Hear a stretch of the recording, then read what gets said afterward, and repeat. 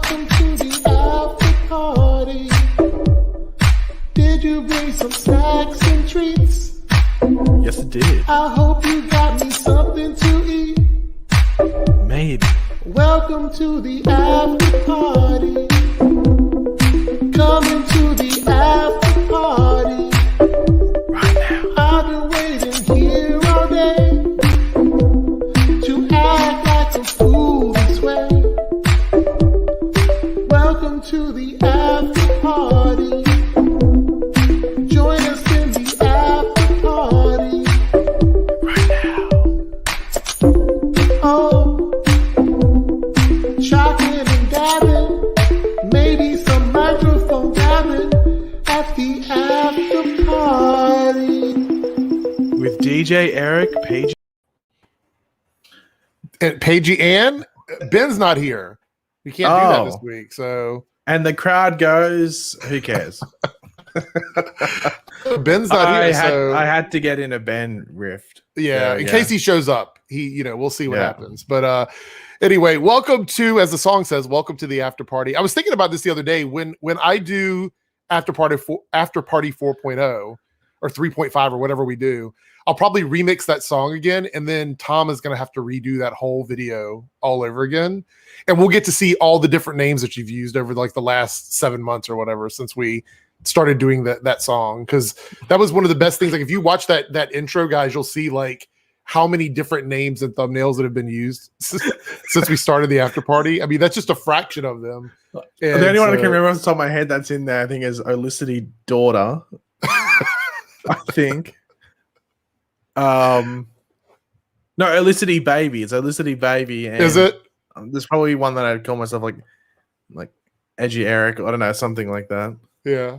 It's going to be crazy. I can't wait to see what Tom does with it. Your work's going to be cut out for you because the new after party remix will be coming out when we do the next version of the show.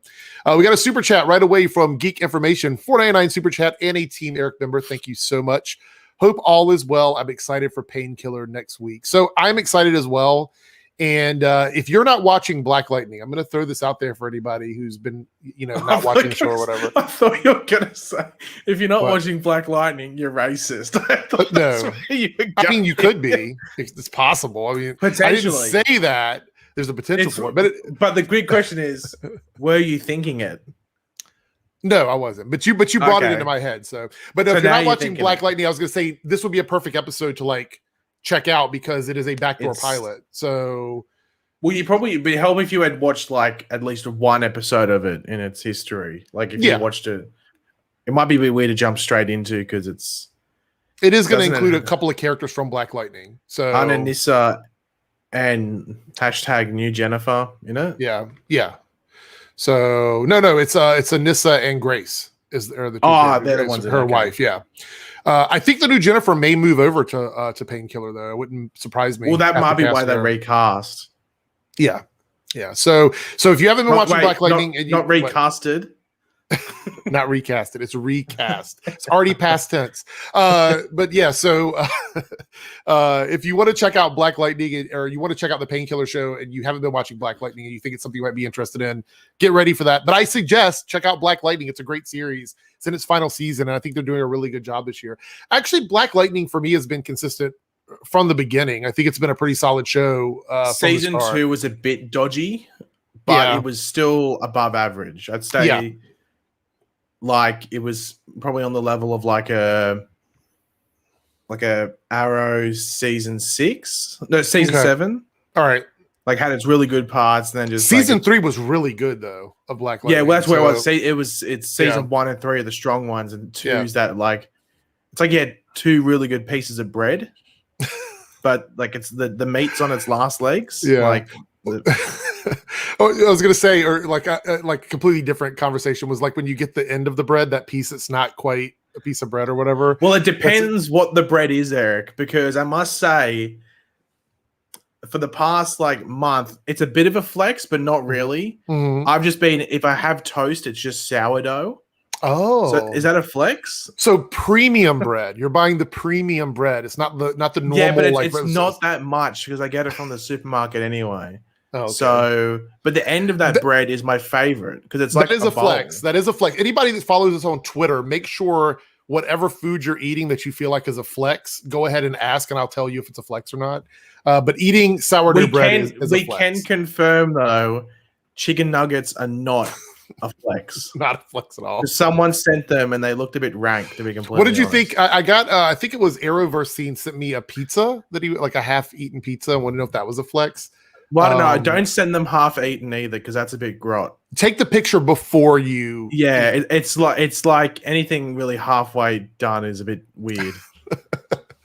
Staggervore with the 4.9 super chat. Any episode that doesn't feature the Flash himself doesn't feel like a Flash episode. So spoilers right away. We're just going to get into spoilers for the Flash episode 6 from the season. The one with the 90s.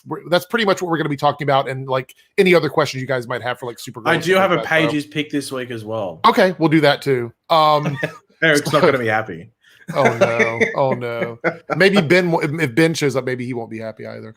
But this week's episode, I saw a lot of people, and I want to know your opinion on this because I have my thoughts on it. They were calling it a filler episode. Would you consider this to be a filler episode or no? Yeah, but people chuck around the term filler without actually even knowing what that means. Okay. Like, let's go. Oh, well, the Flash didn't run around, and the Reverse Flash wasn't in it, so it was filler. I was like, Reverse Flash isn't the main part of this season. Doesn't matter. He wasn't in it, so it's filler. Mm-hmm. Like anything that retains to the plot of the season that includes anything can have a slither with it. A slither of it. It's not a filler, right? And this actually had 2 or 3 main plot elements in it. The plot of the episode revolved around one of the forces, right? How was it filler? My opinion of it in filler territory is the episode didn't feel like a filler episode to me. Like the content of the episode was important to the plot of the season, but the writing felt like filler writing to me. That was where they gave it to like a staff writer or something like that. Well, I actually looked it up. This was 2 different writers, and neither of them have written for the Flash ever. Matter of fact, I don't think either of them have ever written for the Arrowverse. And the last thing one of them wrote was like in 2012. So they've done a lot of work in TV, but they don't write a lot. Most of it's like directing or producing or things like that. This was an episode that was written by 2 people who I think, and you may have to double check for me, but I do believe, if anybody in the chat cares, that they just haven't really written for the Arrowverse. So it felt very disconnected from what we normally get. So I got it. There was some emotional stuff in there that really worked for me. But I just think the way we got there and how everything came together, it didn't work as organically as I would have liked for it to work. But I didn't dislike the episode. Like, I didn't think it was awful. So, yeah, I'm just having a look. So Jess Carson wrote Pay the Piper last season. Okay. And Sam Cholson has written heaps of episodes. Wait, was that from last night's episode? Yeah. Oh no, sorry. I was gonna say those didn't sound like the names I was looking up. Hold on. Okay, I just had to screw the brain back in. Yeah. I was on Ben's level of intelligence. Okay, so hold on. Ben, you get that for not being here. Okay, we got Kelly Wheeler. Isn't that a character's? No, Nancy Wheeler. That's from Stranger Things. I don't know. I just know that when I looked them up, they didn't have a lot of connections to the Arrowverse. Okay, so Nancy Wheeler wrote 3 episodes in season 5 of what? 4 of the Flash. Okay, so 3. Then it was the other one that I was looking at that didn't write any Flash episodes. Emily Polizzi wrote 1 episode previously, and it was Death of the Speed Force. All right, which wasn't really that bad, right? I mean, because that was Death of the Speed Force was in that run from the back half of season 6 where we had was it 5 8 to 9 out of 10 in a row or something? So they don't have a ton of they're not someone who writes regularly for the series. So that's why it sort of all the dots didn't really connect for me. But yeah, it just, I don't know. I wasn't really excited for it. I do think that for me, Chester needed this episode though. Like, we needed an episode where Chester got some backstory, because the big thing is he got introduced last season and we really don't know much about him at all. So this was a very necessary episode for him as a character, especially if they're going to keep him for the rest of the season. And that seems to be the way they're going with him. So yeah, let's we got a super chat here from Naruto, and it says, Supergirl producers, what should we do for Supergirl season 6? Let's do exactly what Smallville did and have the Phantoms escape the Phantom Zone. That's it. It's what we're doing. Have you watched Supergirl this week at all? Okay. Hashtag mini story time. Okay. So last night I'm on the couch. I've laid, by the way, just a story time for the couch. Okay. It's getting a bit hashtag chilly. So I put a blanket around the bottom cushions of the couch. So it's almost like warmth when you lay on it. And then if you want to, you can chuck the extra blanket or rug over the top if you're feeling a bit chilly. I know what I'm saying is if you're going to be on the couch. I'm talking to myself. All right. So yeah, just some added info about the couch. So yeah, did that. It was extremely comfy because of it. Started watching Supergirl, fell asleep 10 minutes into it. So I've nodded off for a few hours, woken up, gone, did I finish that? Do you want me to tell you why? It was boring. It was a boring episode. That's the problem. And it started off extremely weird and everything like that. And then I ended up sitting down and trying to watch the rest of it. And I was just phasing in and out. I ended up just looking at my phone. I'm one of those people, like, something has to be pretty boring for me to start looking at my phone. Yeah. Because I'm pretty good at chucking my phone on the other end of the couch. So I can't really just reach over and get it. Yeah. So I just have to sit there and watch what's on TV. Yeah. So what do you think's the worst? Like if you're doing an offense to, like, you know, the art form, what's worse to you? So bad that you're just completely baffled by it and you're engaged, or so boring that you just don't care? What's the worst one? I think it was a bit of both. You think so? That episode. Okay. Because I know for a fact, like, I don't even know what Martian Manhunt, I didn't know what they were doing with him in that episode. And I'm sort of confused how they're going to handle the Phantom Zone as well, because they're almost doing it like in real time, which doesn't make sense. But, you know, like, to me, I don't know if I'm the only one. If they knew Melissa wasn't going to be there, why not just do episodes without her? Yeah.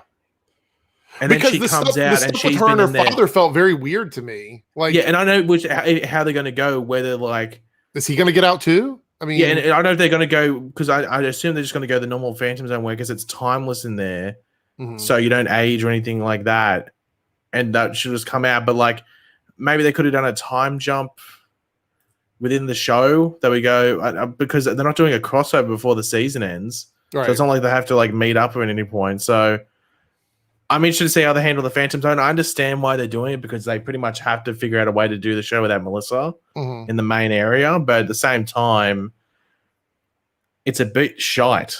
Like, it's a bit boring, that area. And then it ends up being boring outside because they don't have Supergirl there for the main stuff outside.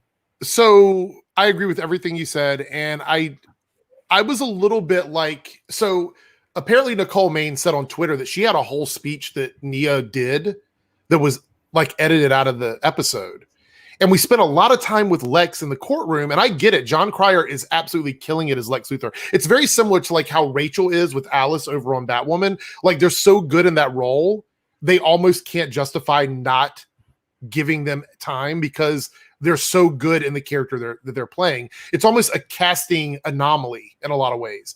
Like, you get John Cryer, he comes in, people are on the fence about him. Some people think he's going to be really good. Some people just don't believe he's going to be great or whatever. That he comes in and he kills the role. What do you do with him as Lex?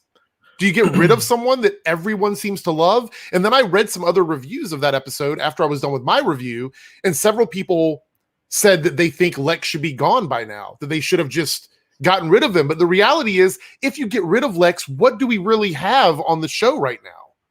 That's the problem. What is Lena going to be doing? Because she's dealing with her brother and with her family, and the stuff with Team Supergirl has been extra boring. So where do you go with that? But it was kind of funny because the episode had a female empowerment title, but then we spent half of it with Lex Luthor, which I thought was kind of strange. It just was weird to me. I think it was titled A Few Good Women, and so I thought it was going to be focused on the girl characters in the series, the women in the series. Well, I'd assume being related. Well, I'm assuming it's because, like, they spent everything outside of Lex really focusing on the female characters, and then Lex was in a courtroom. So A Few Good Men, and then put in the woman. It's a very creative title. It's almost like a 3-year-old came up with it. Well, yeah, it is though. But I will say that also my issues with it were, and I didn't think about this until now, but there's a scene where Brainy is actually like training Dreamer on what she's going to be doing when she goes into the Phantom Zone. And we could argue, like, how does Brainy even know what the Phantom Zone is like? How would you know 100%? But anyway, you could argue about that. But the thing that gets me is Dreamer's powers actually rely on her tapping into something that allows her to dream the future or predict the future. How does that work in a simulation? How would that work? There's nothing. It's all fake. There's nothing real there. So can her powers detect fake stuff, or is it just real stuff? Because that seems like a very complicated, like somebody could trick her. If the simulation is a way to get her to use her powers, then you could literally trick her into dreaming whatever you want. Like, it just seems weird. It was like this weird, like, how does her powers work in a simulation? I don't know. There's a lot of issues with the episode. I really, really think that the absence of Melissa at the beginning of the seasons has messed with the show a lot. And I think they've had to write around that. Not to mention, you're already dealing with the pandemic, but then you're also dealing with the lead character not being there. So how did she find her dad? We determined that the actual the Phantom Zone is now a multiverse. That's why they said they can't go in, because there's billions and billions of different universes. Supergirl managed to land within walking distance of her father in the Phantom Zone. I like to call that convenience.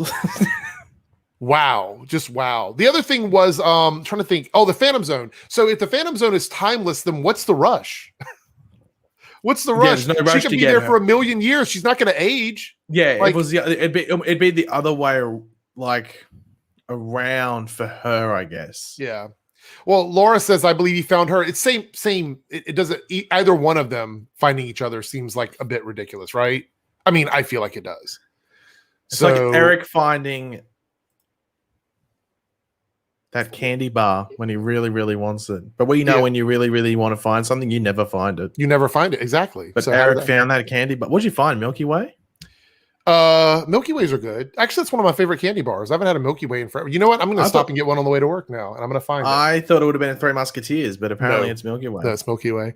Lone Wolf here, a Team Eric member and a $5 super chat. Thank you so much. So I know I asked Eric, but Paigey, which force do you think is the most dangerous? Sage, Still, or Strength? Well, definitely not Strength. I think it depends. I guess dangerous and like insinuates evil. Mm-hmm. So I'd probably say, I don't know, still and Sage. I'd probably say Sage, but still, if you use it in the right way, it could be pretty OP, especially if you're evil. But I think just on a base level, I'd probably say Sage. Okay. Just because you mess with people's heads.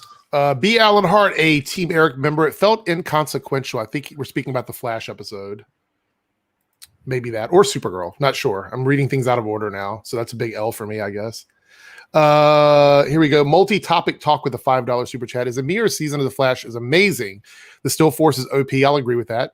Maybe Chester will be the key to defeat the Still Force. Any thoughts? So here's a question: does Chester still have his powers? Didn't they have to like stop them because I thought they contained them, but I didn't think that did they take the dark matter out of his body? He's in that chamber thing. I can't remember. Well, he was, but I thought that was just stopping the black hole from happening. I didn't think that was taking his powers away, right? I don't know. I guess it'd have to, because it was right at the beginning of last season. So I'm trying to remember what they put him in that chamber thing. Mm-hmm. I'm pretty sure they maybe he just doesn't know how to exactly use them, because he wasn't necessarily like, it was almost like he wasn't controlling them initially anyway. Yeah, they were out of control, but I didn't think that they took them away. I thought that they were just containing him at the time. Well, maybe they go into that this season. I'm very confused. Because what was he specifically building? Like, what was his dad's plan? I don't know. Yeah, I don't think I was trying to remember if they said in the show, but they just showed the diagram thing. Right. Yeah. The schematics. Yeah, because I feel like we're going to get more on the like Chester's backstory as we go through the process of building this device or whatever. Cody, they filmed all the Phantoms and stuff in January. So we were aware of that. which is why I said it feels a little bit mismatchy here. Multi-topic talk with the $5 super chat. Supergirl should have been delayed due to Melissa Benoist not being able to stick around. I don't think they could afford to do that, though. That's the problem. I think it had to start when it had to start, right? Well, I think they probably planned to, but then, like they had to start filming, so they had to do stuff with her then. But in regards to it coming out, like they had to because Superman Lois wasn't going to be there. But in regards to when they started filming and Melissa was there, like they had to. They would have run out of time. All right.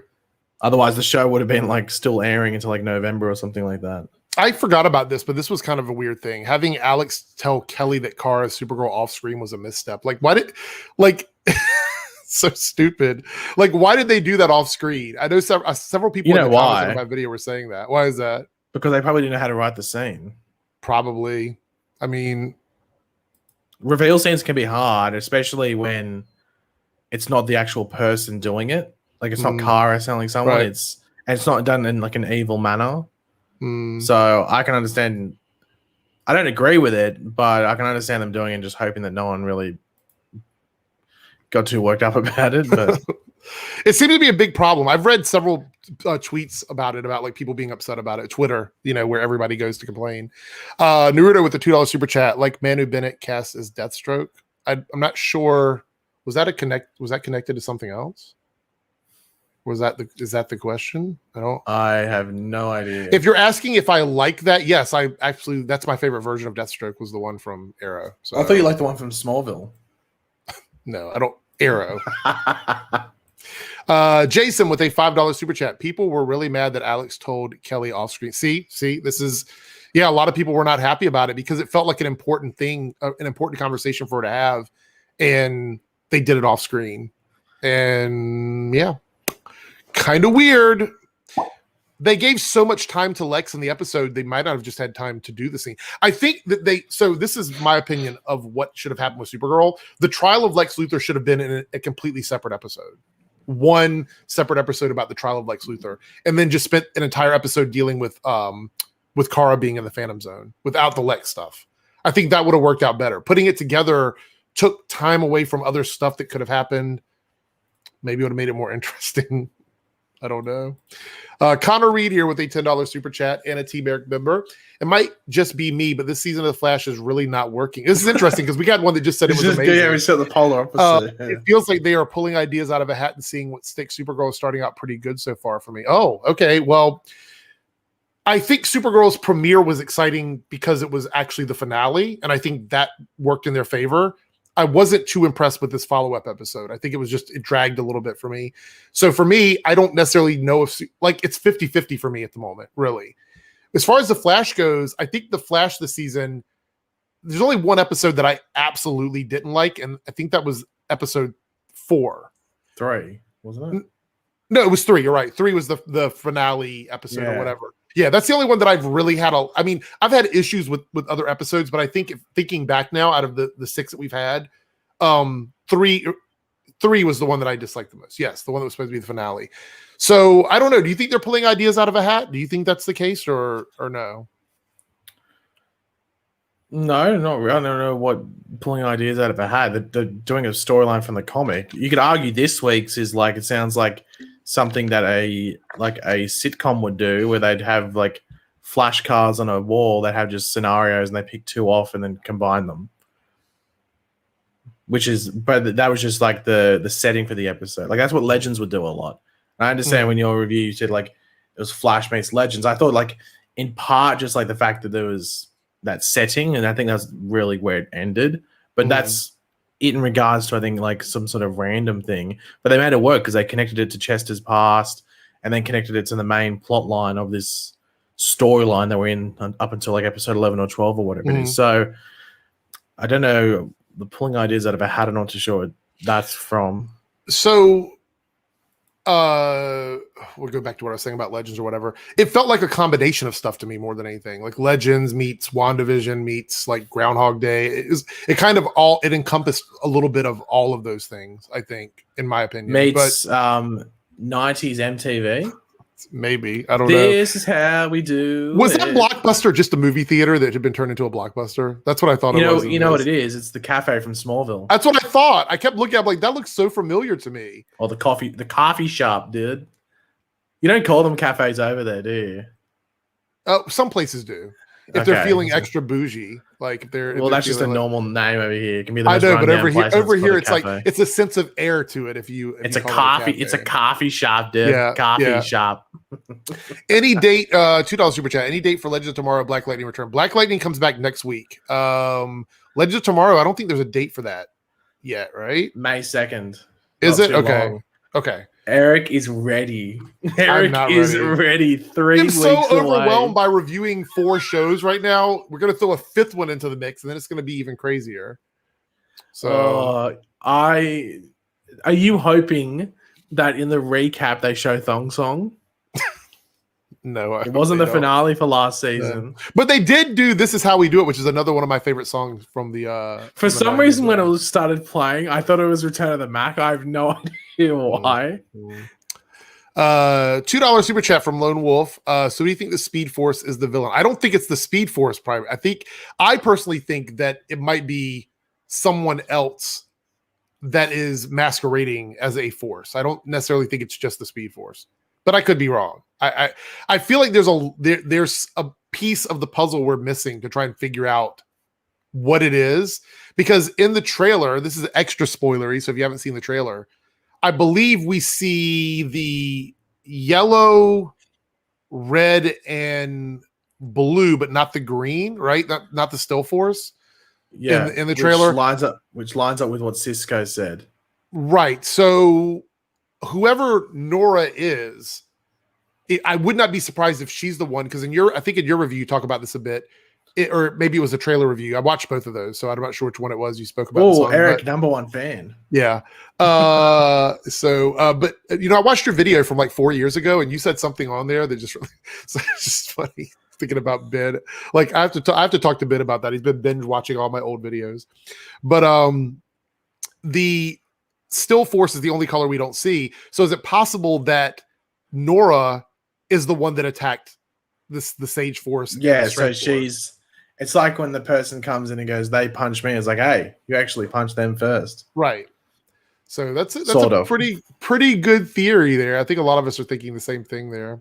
Naruto, you with the $5. What's up? Yeah, I was going to say, people are asking you to do an impression of me because I did a terrible American accent. So they want you to try and do me. Oh, that would be awful. I'm not good at accents. Let's go, Eric. Yeah, maybe if I get a super chat for it, I'll suck it up. Oh, you heard that? $5.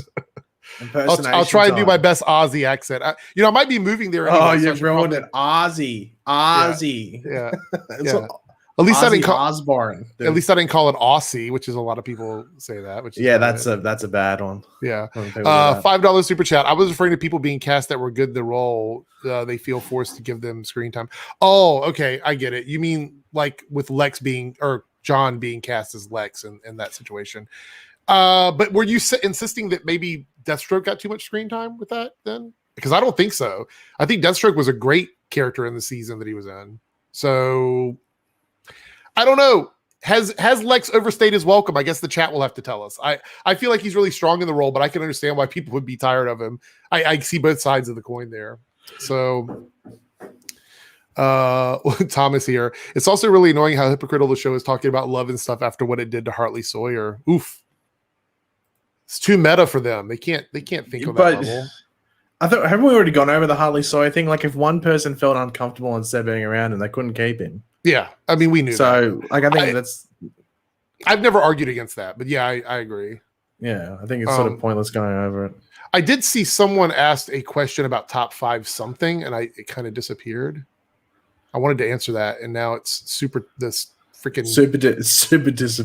Yeah, super chat disappeared. Anyway, if you were one of the people that asked that question about 5 things, please post it again because I totally missed it. Go back up here. We had another super chat. I'm trying to find my place here.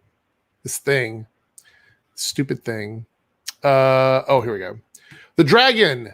Oh, here, this might be it. I think this is it. $2 super chat from the dragon and a Team Eric member. Thank you so much. Top 5 favorite episodes of the shows this year. We haven't had a lot of episodes yet, so It's a tough question, I guess. So,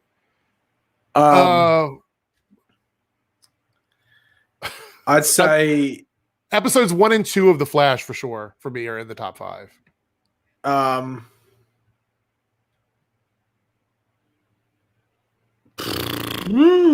I would say episode 1 and 4 of Superman and Lois, and then episode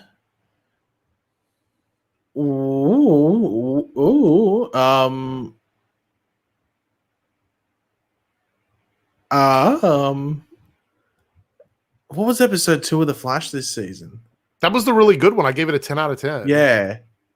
So I'd say episode 2, 4, and I like this week's episode. So I'll say 6 of The Flash. So 2, 4, 6 of Flash, and 1 and 4 of Superman and Lois. It's probably top 5. So for me, it would be episodes 1 and 2 of The Flash, episode 1 of Black Lightning, episode 1 of Superman and Lois, and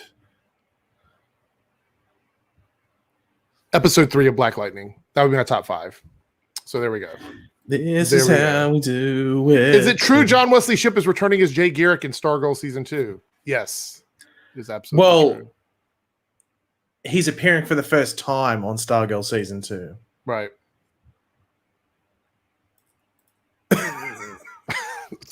I don't know where to go with that.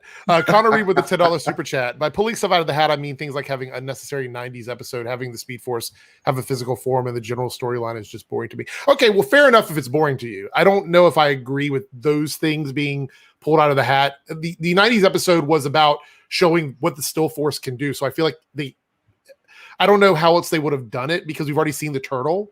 So this is kind of like an extension of that in a bigger way. They want us to know how threatening the Still Force is. So they needed to do something big. They just picked the 90s, which is fine. I'm okay with that.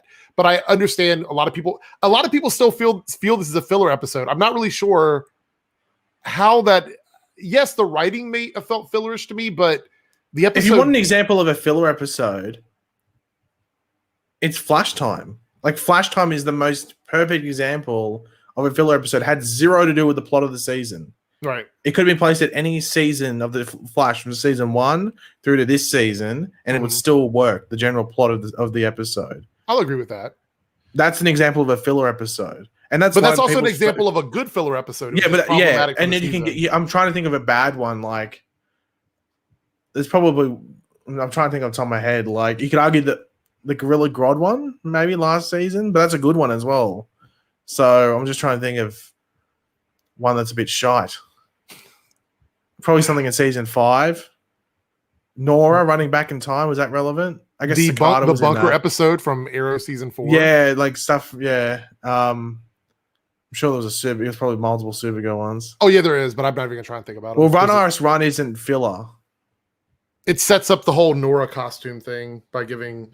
Actually, it sets up Nora's powers too. And it also involves a bus medal. Like any episode that involved a bus medal wasn't filler. As much as I would love to agree with that, I don't think it was a filler episode. As far as the Speed Force having a physical form, I think that's to establish the other forces having physical form. So it's like if the other forces are physically in people's bodies, then the Speed Force. Well, no, I think the Speed Force has the physical form in order to manipulate Barry.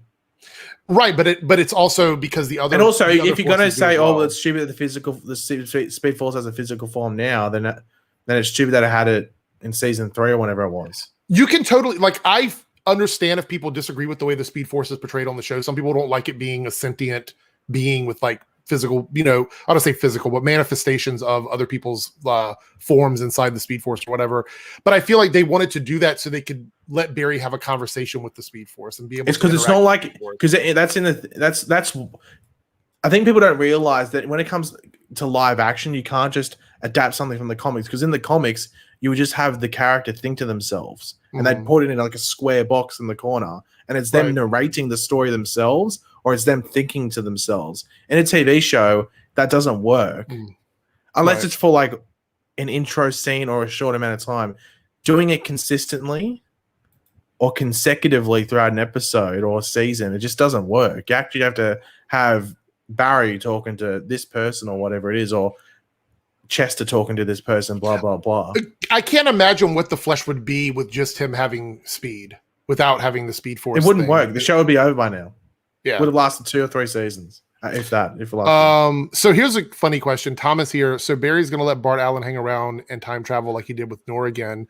We don't really know like what the Bart's going to be, but we know he's going to show up almost at the end of the season.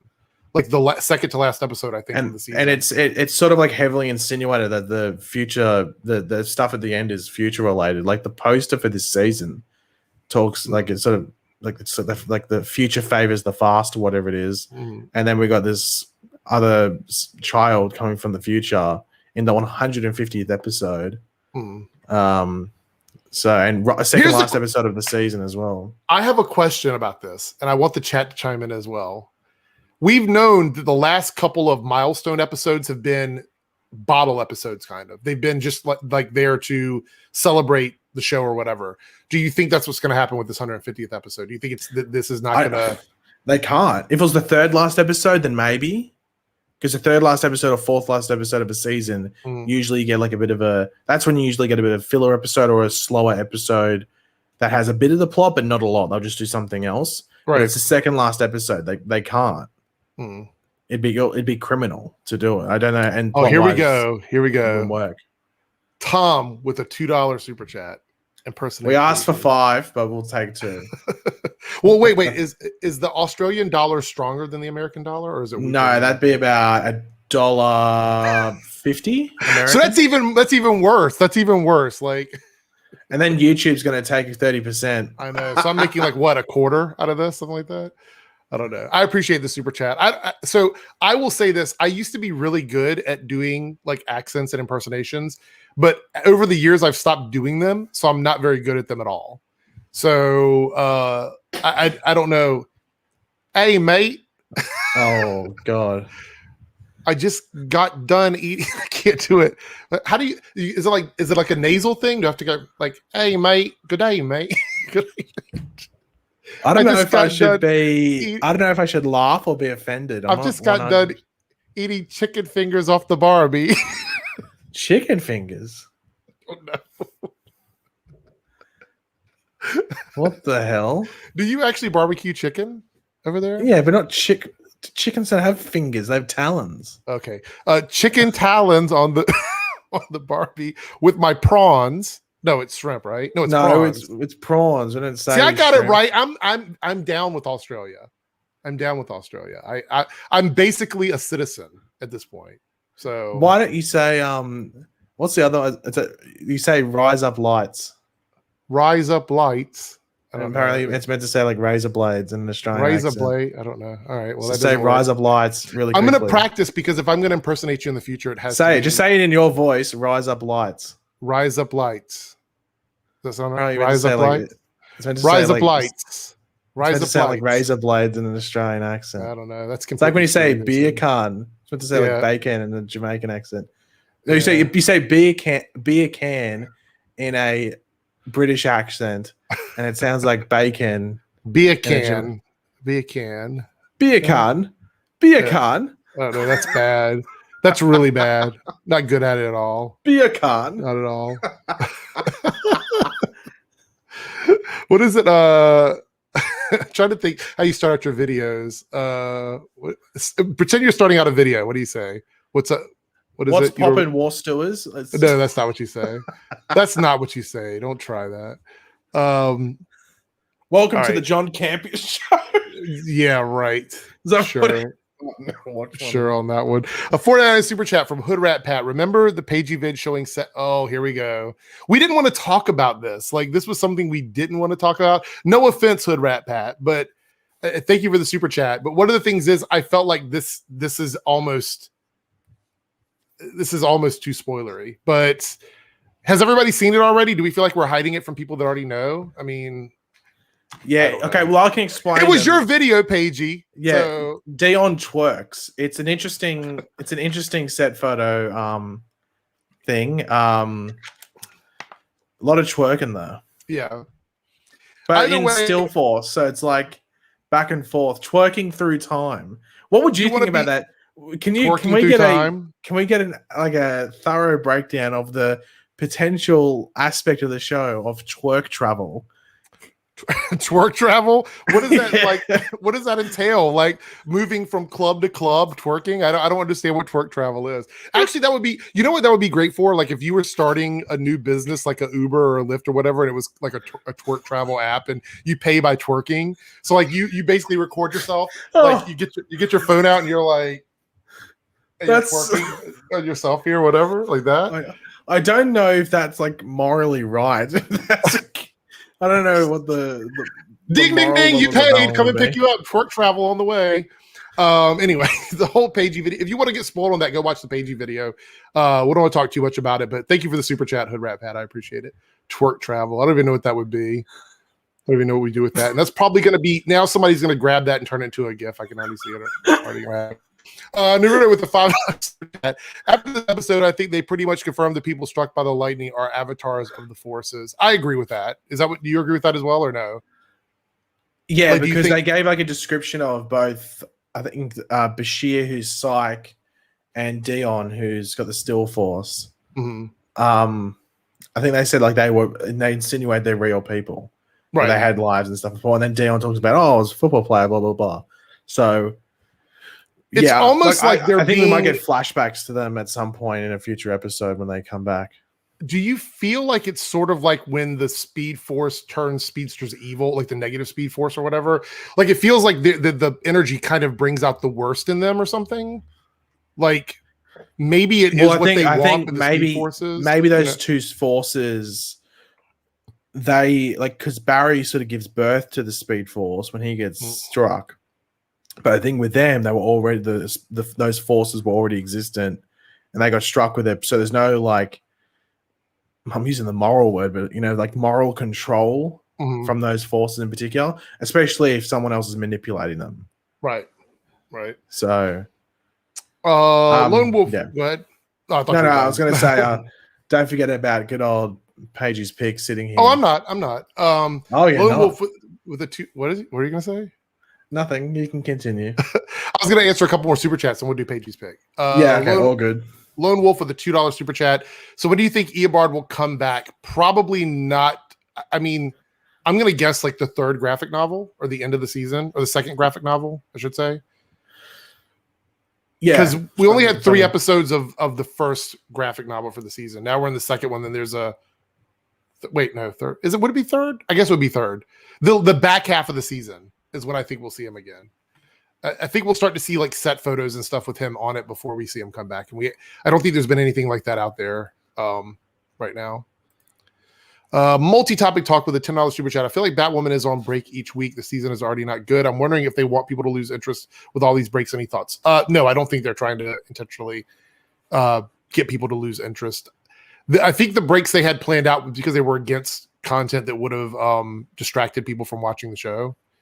I think that was what it was. Maybe. I don't know. I don't really know what the rhyme or reason for the breaks are right now. I know 1 week it was because of a sports thing. But Batwoman comes back this week, I think, with Black Lightning. I think they're both back this upcoming week.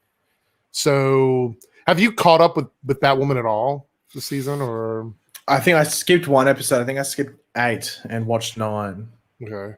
Because everyone was saying 8 was really bad. What are you thinking right now? Because I know you're not reviewing it, but what are your just general thoughts right now on the season? It's just like a mid. It's just like a bit meh. I think that's like just a bit stale. Like maybe with the introduction of Black Mask and stuff, it might push the plot a bit. And that's what I'm interested in seeing, especially when they jump into the whole Kate mystery as well. So I think I'll probably know exactly what's going on in my overall. I think I know what I'll think of the season overall by like episode 13 or 14. Like I don't think those last 5 episodes will really change it too much. Yeah. All right, so before we move on, because I know we have some other super chats, but because I know I'm going to be triggered by Paigey's pick, at least from what he says. So we're going to move into, God, are we really doing this? Paigey's pick, everybody. Paigey's pick. So I'm going to sit back and I want to just take in whatever this is, because I know it's probably going to be something rough. So let's go ahead and do it. Okay, you went a bit hashtag Dr. Roboto. Yeah, I can see the signals messed up. It was Cox attack. Yeah, they're always after me. It's a personal thing now. Okay, so Paige's pick for this week. It's another top 5. Mm-hmm. And it's my top 5 funny potential future top 5s. Could be anything. I don't even know what to expect from this. So let's go ahead. Go ahead. There we go. I'm preparing. I'm mentally preparing for this. First, top 5 edgy Eric moments in brackets, including opinions filled with prejudice, close brackets. Oh, that one would be rough. I'd have to bring something to dab the sweat off of me, probably. And I think that may be a top 5 that results in demonetization and potentially a community guideline strike as well. Yeah, and possible cancellation too. So yeah, that'd be a stream you would be privating after it's been live, so there's no clipping. Next up, top 5 Ben yikes moments when Ben says something stupid. Is it just a top 5? I mean, it's a top 5, but it's going to have to be a very narrowed down list and lots of honorable mentions. Well, are they honorable? Dishonorable mentions then. Yeah, dishonorable might be the best word to use there. So I don't know. I think people might like the top 5 Ben yikes moments. I personally think that should be the direction you go instead of the one before that one. But that's just my thought. So go ahead. What's the next one here? Top 5 Paigey is a legend moments. Once again, a very hard list to bring down to 5. Yeah, I mean, is it hard though? I mean, I feel like it might be a stretch to get it to 5. I mean, that could be. See, this is why it's my list and not yours. Stretch. Pull them out there. All right, go ahead. What's the next one? No, just letting you just finish your insulting rant. Actually, no, hold on. There's number 5 for top 5 edgy Eric moments. There we go. I'm already contributing. I'm contributing. And it was filled with prejudice towards me. So it was. Hashtag canceled. I mean, it's possible. Well, I don't know. One in the chat for cancellation of Eric based off that. Or 2 for I'm surprised I haven't been canceled for my Naruto versus Bleach video from like 2013, which is still out there somewhere. Is that the one where you go on the swearing rampage? No, it's one where I do like a top 5 reasons why Bleach is better than Naruto. It's pretty funny. it's pretty funny. All right, go ahead. Next up, top 5 Ray Fisher tweets. Wait, is this number 2 or is this number 1? This is the second last one. Okay. So I don't know if it's a top 5, could be bottom 5. I'm not too sure. It's up for everyone else to decide whether it's a top 5 Ray Fisher tweet or not. You're calling me edgy. That's the ultimate edge. That's hashtag supreme edge with that one. Well, this is your stream, so everyone's just going to blame you because everyone thinks I'm just Robert Storms at the current moment. Oh, okay. So you're getting away with it. I got you. Got you. Or my Earth 3 Eric. One of the two.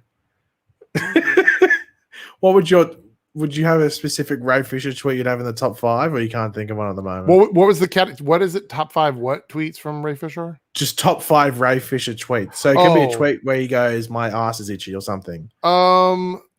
I don't know. He's had so many of them. You got me on the spot here. I don't know. I have no idea. Mine one would be the first one where he misspelled Joss Whedon. I think that might be the one that stands out to me is the one where he talked about like Cyborg's the penis thing or whatever. That one. Yeah, I think that might be in top 5 as well. Yeah. So. Yeah, I think we've got 2 of the 5. I think that goes in there. Maybe that's next week's Paige's pick. I don't know. I have to wait and see. And I do have an honorable mention here. Top 5 Eric Chalk fails. Oh, well, there's been a lot of those. There's been too many of them. Once again, that could be a very hard list to narrow down to 5. That would be quite embarrassing, especially if there's a video montage to go along with it. Oh, Hood Rat Pat put a funny one in the chat. Can you see it? What? Who did? Hood Rat Pat. I'm looking at the chat now. I don't see it. Oh, jeez. Oh, geez. All right. Okay, well there we go. That was Paigey's. No, I got one more. Just All like right, that go ahead, Hood go Rat ahead, go Pat's for it. All right. chat that threw me off. All right. Oh, and the What is final one. Oh.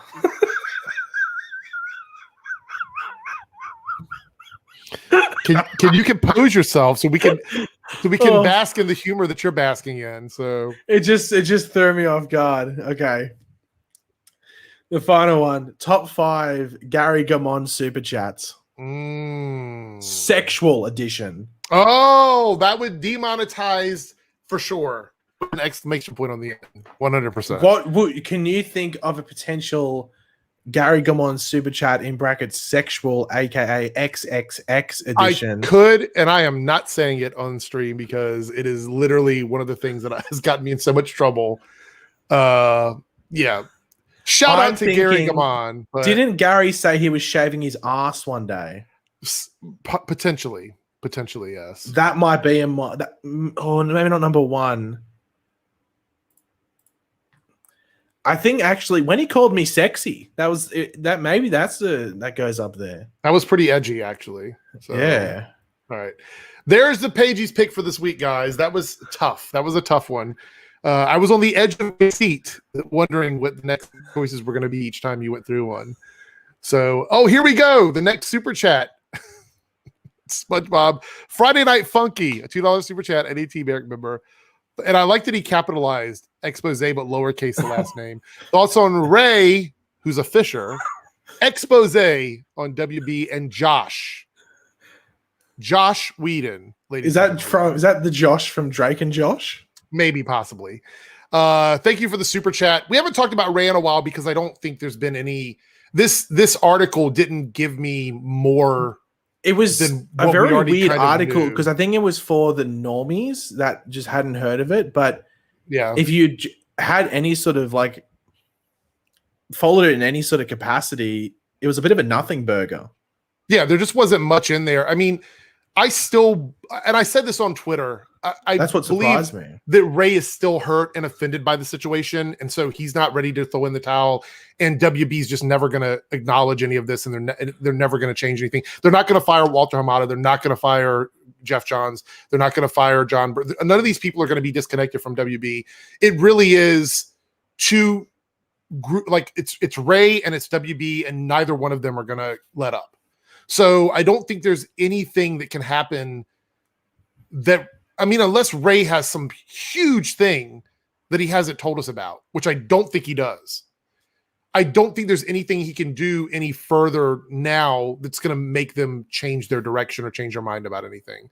And I think a lot of people want them to do that because they want Ray to come back at Cyborg. But here's the thing, guys. WB is not going to shift their entire entertainment division to get him back as an actor on a series or a franchise that they're not even going to continue. That's just the way it is.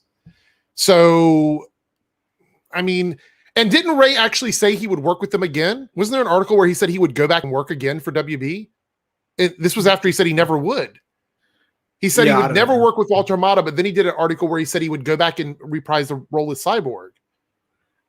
I think it was if Snyder was involved, and obviously I doubt that's going to happen. But it doesn't even if Snyder's involved, it's a division of DC Films. That's the thing, is people like to pick and choose what they want to believe in all this. Walter Hamada is the president of DC Films, which means nothing made with the DC characters does not directly contribute to his success as a president, even if all this negative press comes out about him.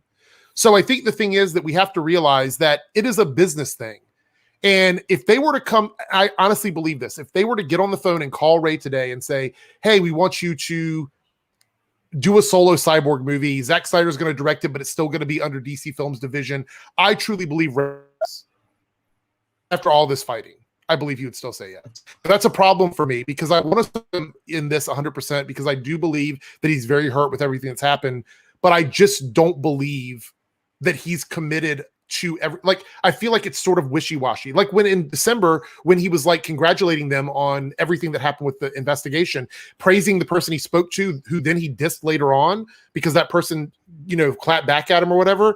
It's been a very up and down thing for me with Ray Fisher. So I don't see this being any, I think we're at the end of this. I think we're riding those final waves of this Ray Fisher stuff, unless he's got something huge. If he has something like huge and completely mind-blowing, then I'll give it up to him and be like, you know what? Maybe there was something there or whatever. I've never defended Joss Whedon. So this is not me defending him. I think Joss is absolutely an asshole. And everybody dogpiled him. You know, you had all the people coming out from Buffy that said they absolutely remember all the awful things that he did. And I've always said from the beginning, I do believe that everything he says about Joss being hard to work with is absolutely true. And I do believe that Joss was probably kind of a dick on set. I get that. None of that I have an issue with. It's just that all the specifics we're getting now are things that I don't know what he expects WB to do. You know what I'm saying? Like, what does he want? Because he says he doesn't want to contribute to anybody losing their livelihoods. I think he said he didn't want to even get anybody blacklisted from Hollywood. But what actions do you want from people who are not directly employed by DC Films if you don't want them to lose their career? What action could they take that would be acceptable in your eyes as someone who feels like you've been offended? What do you think? What could they do? Well, the only person who was involved with the Justice League thing is in that position is Toby Emmerich, right? And he's Jeff not going Johns anywhere. isn't, John Berg isn't. Yeah. So, and Tom says he wants to raise awareness for this to never happen again, but that's not really what he's trying to do, is it? That's not really what he's trying to do. You look at John Boyega, who is here with me today. He was able to raise awareness and create change within Disney by doing what he did. What Ray is doing is the opposite of that. He's looking for revenge on the people. It's completely different. This is not him standing up for everyone else. This is Ray doing what Ray wants to do. And the thing with Gal Gadot, and I do want to put this out there, it is kind of scummy to me that these unnamed people are coming up and releasing this information about her that she has already taken care of. This is stuff that she's already addressed with them. She spoke on it. She said she's already handled her stuff.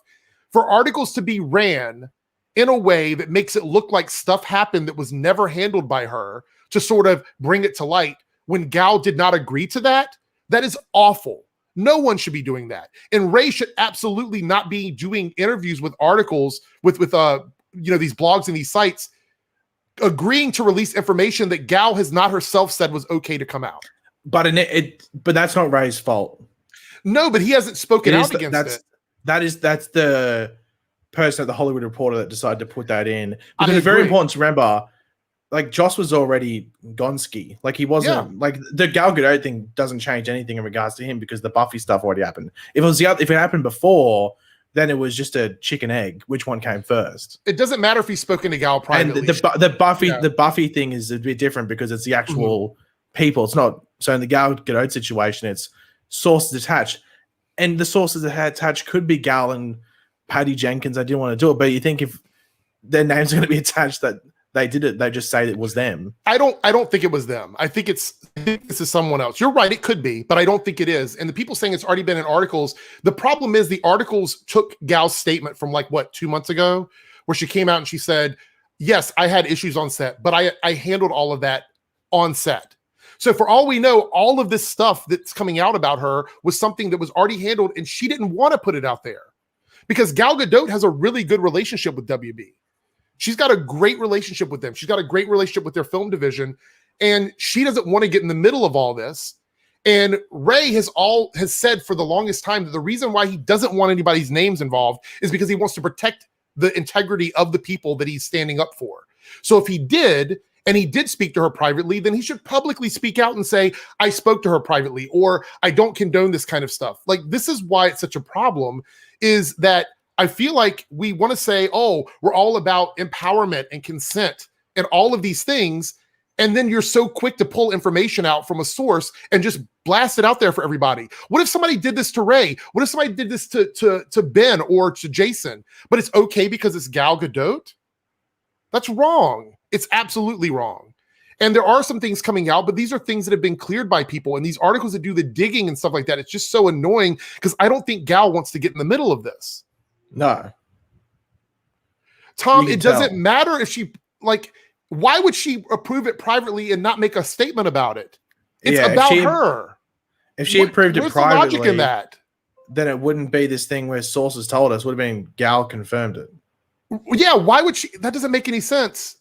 She's talking about herself. She would just absolutely make a press statement about it. Why would she, like 2 months ago, go, I've handled it all. I don't want to speak on it, whatever. It moves on, doesn't say anything about it. And then all of a sudden, sources come out and we're supposed to assume it's her? I think you're trying to white knight this, and it's not working, honestly. I don't believe that at all. Gal's not someone. What does that say about her? What if we found out later on that she's the one that leaked it? And also, it's very important to remember Gal Gadot stepped up against Brett Ratner. So why wouldn't she do it now with why would she risk her career with WB? That's the question. Yeah. Like, she would not even say those things because she would be risking her entire career. And let's be honest here, Gal Gadot is not fighting with WB. That's not what she wants to do. So it's a messy, messy situation. And I honestly believe that neither party is going to give it unless there is a huge bombshell. And I mean something much bigger than bad words said to each other on set. Some huge bombshell that comes out. Well, this is the interesting thing.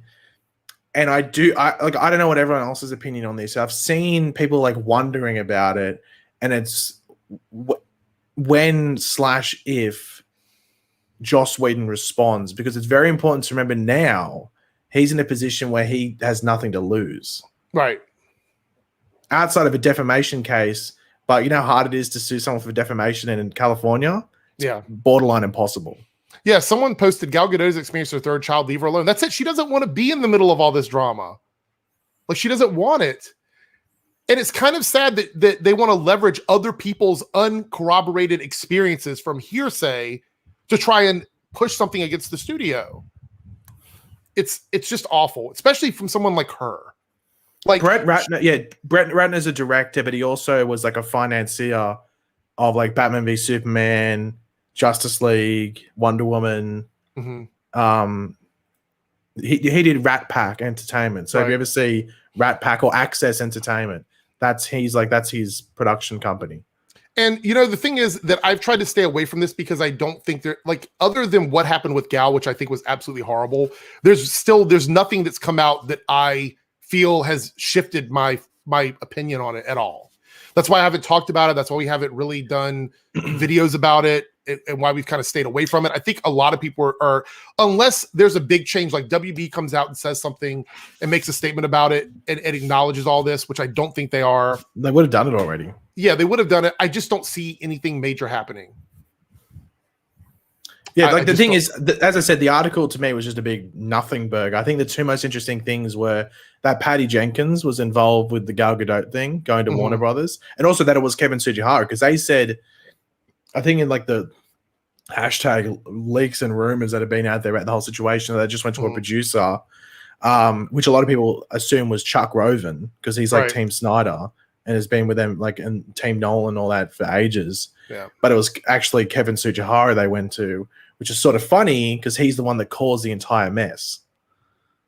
So it's like crazy. And then when I thought it was interesting, once again, go back to Chuck Roven, because he's Team Snyder, Team Nolan and everything, that he defended Jeff Johns against Ray Fisher. And I also say there is, and I will keep saying this, and I know people probably don't agree with me, you cannot support anything that DC does anymore from their film division and also support Ray Fisher.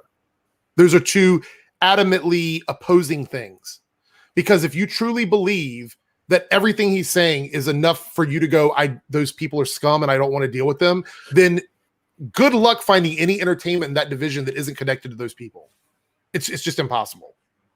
And I've also never said that I think Ray is making up the things he's saying. I feel like Ray took things in a way that offended him, that people in Hollywood have been okay with for years. And yes, maybe that does need to change. But the thing is, none of it is against any of the rules. It's not against any of that stuff. And unless Warner Brothers or the studios decide they're going to own up to it and change it, nothing is going to matter. And I think Ray has exhausted everything he can in terms of trying to get them to bend. And as far as like the Gal stuff being confirmation, so congratulations. Now we know what happened on set. Gal already handled it. It's already been taken care of. Gal never ever discredited anything happening. She literally said, yes, something happened and I took care of it. So we just know now what it was specifically, supposedly, based on a source. So for me, yeah, what does that confirm? That something happened? We already knew that. So I don't know. I know you guys want to talk about it. I'm not really sure why people are obsessed with this drama, to be completely honest. Because whenever something comes up, I look at it, I read it, I think about it for about 5 minutes, and then I just move on with it. You know what I'm saying? Like I don't want to do videos about it. And then, people come in and I appreciate the super chats and I appreciate how passionate you guys are about this, but I don't really know where you want to go with all of this. Like, I don't know. Are you even remotely interested in anything unless Warner Brothers comes out and says something? Cause I just don't think there's nothing left to say about it, really. No, like, I think it was, as I said, like the only thing that you can, I guess the only thing that gets added by the article is that you get clarification. You get some clarity to certain situations through people that hadn't spoken yet. Like you get, like you got Chuck Rogan there. You got Chuck Rogan in there. I think there was who was the quote earlier? There was another quote. I think it was John Berg. I think Ray Fisher quotes John Berg or something like that. And then you got the responses from Jeff Johns, which I thought his publicist did a pretty good job outside of randomly dropping that he's Lebanese American. I was like, why does that need to be in there? That was the only thing I thought was it's just there. It's a little bit more leverage on their side. That's all it is. Yeah, but even though I didn't think it related to the situation because I did see people saying the whole thing. Oh, he used the I have a black friend thing. It's like, no, he didn't. He said that he had he's literally half Lebanese. So no, they're saying that him saying that he was married to a black woman for I didn't see that part 10 or so years, over a decade, and has a mixed child, and now is married to an American. It's the same as like, I have a black friend. I don't think it should be used as a defense, but it's definitely a different perspective. I think. Yeah. I was like, it's definitely not the same. I wouldn't use it as a defense, though. I wouldn't say that in any kind of defensive argument. Space Fluff goes, how do you think this is going to end? With a whimper? I think it's just going to fizzle out over time. It'll fizzle because that's the thing. We talked about it on the streams before. It fizzles. There's another tweet. It fizzles. It's just rinse and repeat. So you know how I see this going down. Anytime WB announces anything DC related that connects to any of those people, expect Ray Fisher to respond. Like if they tweet out Walter Hamada did blah blah blah, Ray Fisher will say something about that. Yeah. Or Toby Emmerich does something, Ray Fisher will respond to that. That's literally what he's going to do because no one else you're not going to see anybody else latch onto it. It's just going to be here. Look, I give him props for standing up to this and doing what he's doing, but I just don't see anything. I don't see any big changes come out with, for this. I just don't. And as far as the thing about the racism because of the cuts and the edits to the film, I actually sent Paigey something about this on Twitter. Cyborg's story takes up 1 hour and 25 minutes of the Snyder Cut. Now, in a 4-hour movie, that's not a ton of time. It is a lot, but it's not the bulk of the film, right? It's a lot of it. It's not the bulk of it. How are they going to fit 1 hour and 25 minutes of just Cyborg's story into a 2-hour feature film and still bring Superman back and still introduce the Flash and still do the mascara stuff, still do the stuff with Steppenwolf, still do the battle in the middle of the city, still do the battle under the harbor, still do the battle at the end? The studio put everybody involved with the project, including Zach, in an impossible situation to cut everything down to 2 hours. I would love for someone to look at that 4-hour cut and tell me what you could pull out of it to make it work in 2 hours. You have to cut that up. Stuff has to go away. And maybe they made a choice on getting rid of the Ray Fisher stuff. But I honestly feel like Cyborg should have been a separate movie. That could have been a whole movie by itself. Whenever I've seen people complaining about it, I'm like, this is the movie that should have been in cinemas. I'm like, well, firstly, turn the brain on. Second, like, it wouldn't have worked in any way. Even if the only way you could have made that potential story work is that it would have needed reshoots regardless, but you could have turned that general story into 2.5, maybe 2:45, with a very good editing and a very constructive reshoot process. I agree with that. With a lot of planning to make sure you know exactly what you need to do and that it exactly fits that time frame and that it still manages the story well. Because the thing is, when you cut it back to 2 hours and the reshoots had to happen, I was thinking, okay, they're not going to be able to, like, I understand why they wouldn't include the Cyborg story. And then we watch the Snyder Cut, it's like 5 minutes, the backstory. Right. And then it's like more the fallout from that. But the issue, and then I was like, okay, well, you could chuck that 5 minutes in theatrical cut and remove the Russian family or something. Mm-hmm. I don't want to defend the Russian family because that's bad, but it was bad. Yeah, I hate the theatrical cut. There's no point putting that backstory if you don't get the fallout through the trauma. Mm. So you can't be in the 2 hour cut regardless. All you can do is maybe just insinuate the incident, maybe show like a news report or something like that, and then you develop it in a solo movie, which they did. They kept Silas Stone alive in the theatrical cut, and then they can move on. Obviously, it would have been random if he died in the theatrical cut. Mm-hmm. It would have been like random as hell because you wouldn't care, but because there's no development there. But Silas Stone had more screen time than Superman in the Snyder Cut. Well, doesn't Superman have more screen time in the theatrical cut than the Snyder Cut? Yes. Yeah. It's almost important to remember, like, he wasn't the only one changed. Like, I saw, like, and like, I think, I can't remember who it was. I think it was like a studio thing. It might have been the Jeff Johns publicist thing, where it's like all the characters were made more hopeful and changed and stuff. Like, credit to the Snyder Cut for giving us what we got from Cyborg, because that would have never, there's no way they could have made that amazing story work in a 2 hour Justice League movie. There's no way that would have happened. Because the thing is that, like, this whole thing could have been really avoided if there was just more. Like, sure, they were put in a pressure cooker to get the reshoots done. Like, it was like 3 months with $30 million to film 70% of a movie, right? And then fit it in with another tone. So they were pretty much filming it like a TV show for the most part. Yeah, which you can tell because it's like when you're watching it, it just feels like it's running off like a TV style. Right. But Whedon should have handled it better, like 100%. And all it would have taken him was to just, and I know it can be similar, just like not be a dick, but like you've heard the situations where there's either, like, Whedon's like one of those people, you either love him or you hate him. And that's when you saw the thing when it came out. Everyone was like, oh no, Joss wouldn't do that. Like, you saw the people that worked with him on like those other shows like Firefly and everything like that. But then you see the people that had the bad experiences with him on the various shows, and I guess now movies with Justice League. So obviously, and I guess like Avengers seemed like it wasn't an issue.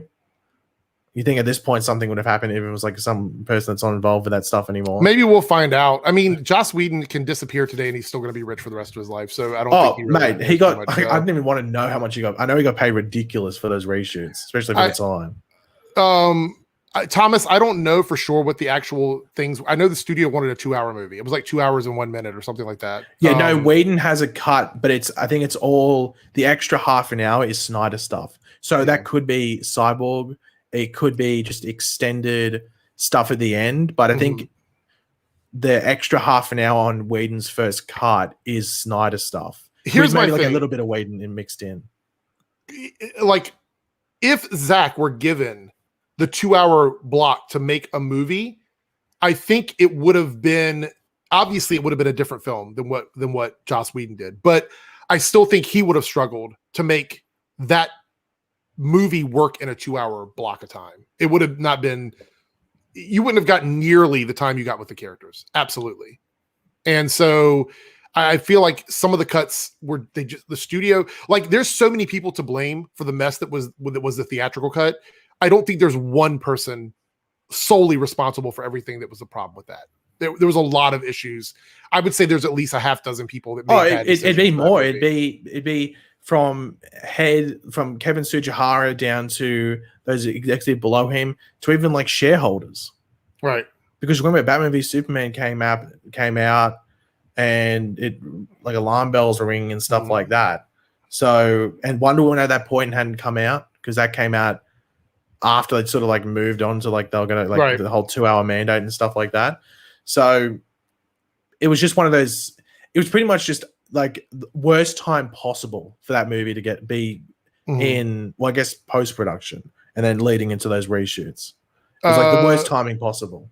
It would be like in a different timeline, who knows what it looks like, because it was just like avalanche upon avalanche. Just be happy we got the 4 hour Snyder cut and we got to see what his vision was. Like, that was, even if some of the stuff was done after the fact, the thing is Zach got to put out what he wanted to put out. And a lot of people absolutely love it. And I think they can see there's a lot of stories that were chopped up and destroyed by the studio. So in a lot of ways, to be fair, I think Zach really benefited from what happened, because had the theatrical cut came out and it would have been a huge hit, the Snyder Cut would have never happened. Yeah, WB would have never done. Well, even if it critically didn't do amazing, if it made like an extra $150-200 million, they would have been fine with that and moved on. They wouldn't have really cared. And the thing is, and then like the actors would have been fine, because it probably would have been a Cyborg solo movie, or the Flash, like various things like that. It would have moved normally, so there wouldn't have been any crazy shifting. As far as Joss not having much freedom, I absolutely think that Joss was there for a paycheck. He came in, they told him, you got 3 months to fix this movie. Here's your paycheck. Just make it happen. So he went into that situation not caring about anything except just getting it done. That's why it's basically a paint by colors superhero movie. It's literally just the easiest thing, or paint by numbers superhero movie. It's just the easiest thing for him to do. So Tom says they released the extended cut of BVS, so they might have, if Zach was still in the project. But that was because, again, the studio meddled with something. That's what I'm saying. Like, if BVS would have came out and did like $1.5 billion, the extended cut would have probably still happened, because they would have put it out as an extra on the Blu-ray. If the theatrical cut of Justice League came out and did like $1.3 billion, they wouldn't have even thought about giving Zach money to finish his version of Justice League. So, all right, enough of that. Can we move on? I feel like I'm losing brain cells talking about it. Well, let's do it. Let's move on. Rinse and repeat, yeah. Let's get through these super chats. Naruto with a $5 super chat. Legends of Tomorrow comes back on a Sunday and moves Batwoman to 9 p.m. Batwoman and Legends of Tomorrow is an odd pairing. I also don't understand why they moved Batwoman for Legends of Tomorrow. I feel like Batwoman is a 9 o'clock show anyway. It should be in a 9 p.m. time slot. I don't know why it was at 8 o'clock to begin with, but just my thoughts. Legends of Tomorrow is more like a 10 p.m. or 11 o'clock show. Having that on at 8 with some of the humor it has, a little edgy. I feel like it's super edgy. Any thoughts on this at all? Why they did this? I think it's just one of those things. I don't know if there's any rhyme or reason. Maybe they think, I don't know, maybe because it's a premiere that it might bring in a bit more viewers or something like that. Season premiere, maybe it's smart. And also it's important to remember that how many episodes does Batwoman have left? About 9? Yeah, give or take. Yeah, roughly 9. Yeah, I don't know. Maybe just because Batwoman's going to be ending sooner, so it just seems smarter to have Legends, the Shadow run later, be on at 8. We'll see how it goes. I'm okay with that. Lone Wolf with a $2 super chat. I think we'll get Wally fighting the new forces if Keenan wants to come back. I mean, I'd be surprised if he did. I feel like this season, if you expect anybody from out of town or out of the country to come in and work, it's for one episode, probably not going to happen. Maybe because I think where does he live now? Is he in LA? He might be in LA. I'm not sure. I think he's in Atlanta filming a show. So yeah, but still, you'd have to go across the border. That's 14 days in, 14 days out. So yeah, don't know about that one. Thomas says, I thought Batwoman was a 13 episode season. No, I don't think it's 13 episodes. Not sure. It's 19. Yeah. 13 seems very, very Supergirl's 20, Batwoman's 19, Flash is 18. Yeah. Interesting. All right, so we are reaching the end of the stream. This is the 10-minute warning. So we're going to wrap things up. Any final thoughts on the Flash this week? You guys ask questions in the chat. If you have any Supergirl questions, feel free to drop them so Paigey can get spoiled. And didn't we see, wasn't there some pictures? Oh, wait, I don't know if I want to talk about this or not. This might be too spoilery. Maybe not. The twerking. No. Wasn't there like a picture with Barry in front of like a Gotham car or something? Or that was from last episode. That was in the Psych episode. Was it? In front of the Crow's van. God, wake up, Eric. Wake up. What? Was he in Gotham? No, it was just a Crow security van there for no reason. That's why I wasn't paying attention. That's exactly why I didn't even see it, because I was waiting for him to go to Gotham. I wasn't even paying attention to that. So it's like, wonder, like everybody kept saying they were going to cross over with Batwoman, and I'm like, well, we did see a picture of him in Gotham, I think, but now that makes even less sense. Do you think why do you think it was there? Do you think they just left it on set, or like what? Do you think there was maybe Batwoman was filming around the corner or something? I don't know. It seems like a weird thing to do. I mean, crows are not. Wait, how far is Gotham from Central? From the other side of the country. That is Flash is on the West Coast. Gotham's on the East Coast. Yeah. Eric is sleeping. It's hard to miss something when they don't make a point of telling you what it is about or where it's at in the episode. No, you just weren't paying attention, Eric. No. You got Ray Fisher on the mind. No, not at all. Lone Wolf of the $2 super chat. How would you like the Alice story to end? Quickly. That's how I'd like it to end. Daydreaming about Ray Fisher. Yeah. What do you think about Alice? The Alice story? Do you have any? I mean, I don't really. It's interesting to me, but I feel like it's kind of overtaken the season. To be completely honest. Oh God, I don't really have much of an opinion on it. TBH, to be honest. Let's see. So it says the Crow's officers were hallucinating the monster. Yeah, but what were they doing in Central City? Twerk travel. The Crows were just randomly in Central City from across the country. Maybe that was the first instance of the twerk travel. Maybe it was. Maybe they were able to twerk enough. They got the points, and they were able to just travel as far as they wanted. And they got dizzy from the twerk, and that's how they saw the monster. Maybe possibly. Do you know what was the monster from like a few seasons ago, right? The kaiju from. Yeah, I was gonna say, is it the one that kid was making?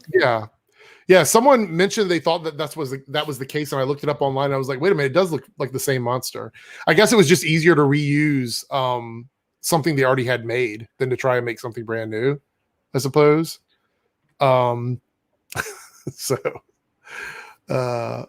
Wallace Day will make an okay Kate Kane. Huh? Might not until we say it. We'll see. Space Fluff, don't even put that energy in the world. Don't even put that in the world. What do you think? Who do you think would be the most dramatic guest to have on the After Party 3.0? Who's someone that would be? It would just be arguments between Eric and the person. I don't know. Think it would be. I argue with everybody, so I don't know who that would be. Like, does anyone in the chat have any thoughts? Like, who could we bring in the chat? I could sit here laughing while the two of them have like a verbal, fight against each other. Yeah, Ray Fisher would be one. I think that would be pretty interesting. Yeah. Robert Storms. Well, that's already here. Hartley Sawyer. I don't know if I'd argue with him. I don't know. Justin says just wait. Oh gosh. Do you think the OG Wells used the still force to time travel? That's a good question. Do you think that's got anything? Because it was green, right? Yeah, I saw people saying that. I wonder if that's linked or if it's just like that would be a huge a mistake on their part to do that. But like when Dion sort of like disapparated, is that a word? Caroline Drees. Yeah, that would be a big one right there. Ruby Rose, someone put in the chat. I don't know. Kat McNamara. Well, someone wrote Kate McNamara. I think you mean Kat McNamara. Candace Patton. Mark Guggenheim, Todd Helping. I don't think any of those. I don't think I'd argue with like Caroline. David Ayer. That'd be an interesting. That would be an interesting one. Yeah, Caroline Drees. I'd probably argue with because I'm just not happy with the direction of the show. So DJ Eric versus David Ayer. It'd be an interesting battle. He was like F Marvel, and then he got one movie out of it. It's pretty funny. Lone Wolf for the $2 super chat. Paigey, can you do an Eric impression? I think you've already done me before, right? You've already done my impression before. Ooh. Hey guys, Gigolo8, welcome to a Vegemite tasting video. Word. I was eating it all wrong, people told me. They're like, you're not even supposed to do it the way I was doing it. So it's like, all right, I got it wrong. My bad. Don't take my Australian card yet. What about Speed Weed? Who's that? He's like that's that director, right? Yeah. Writer or director or something. Yeah, he's a director. Laura here. Do you think Kara and her father will go live on Argo City with her mother? I don't know what's going to happen with that. I don't even know if her father's, is he supposed to be on the rest of the season? I didn't even know he was going to be in this episode, to be completely honest. Yeah, I think he's in a good chunk of the season. Weird. Eric's Absolutely versus weird. Geeks and Gamers. That would be funny. Yeah. Chester looks like a geek and/or gamer. Chester looks like Omega. Somebody was saying that yesterday on the stream, that Omega and Chester look the same. It's kind of funny. I'm trying to think of someone good. Like, who would legitimately be able to go against Eric in a verbal battle royale, and it'd be worth watching. Like, you'd be laughing. It'd be on. I know. Keemstar. Drama alert. Arrowverse Keemstar versus normal Keemstar. John Campion. Yeah. I don't know why people keep saying that. Well, it's like, do people really... Are people what about leader of the Snyder Cult? I don't really watch John Campia. The leader of the Snyder... Who is the leader of that? I don't... Well, I guess it would be Ray, but take out anyone associated with the Snyder Cut that's in it. So just a random person that you don't know, but they're the leader of the Snyder Cult. I don't know. I don't have an issue with the people that support the film. There's a bit of that community. No, but it's the cult, not the Cut fans. Oh. So not just the Snyder Cut fans, the actual Snyder cult. Okay. Yeah. I don't know. That's a tough Grace one. Randolph. Actually, that'd be a good one, I think. That would be a good one, actually. Eric versus Grace. Who can make the weirdest face in a thumbnail? That could be the competition. Maybe.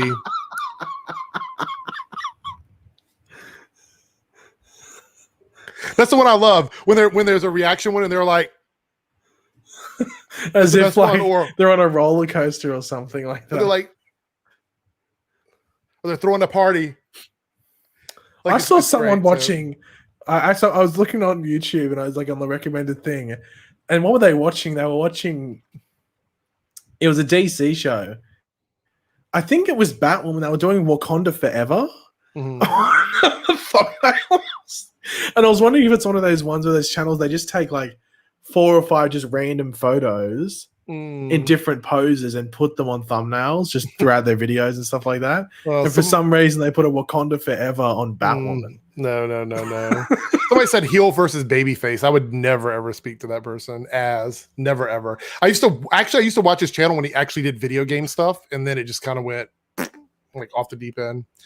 Dorito with $5 super chat. Upon second viewing of Supergirl's premiere, I think they figured out Lex was, what does it say, immortal from Nia's dream, but never really explained it. That premiere episode moved very swiftly through everything, so I would not be surprised if they absolutely missed something. To be completely honest, I can't remember what happened in that first episode. To be completely honest, exactly. And you watched it twice. I've watched it twice too, but I'm not. Did I watch it twice? No. The super chat Naruto. Watched it twice.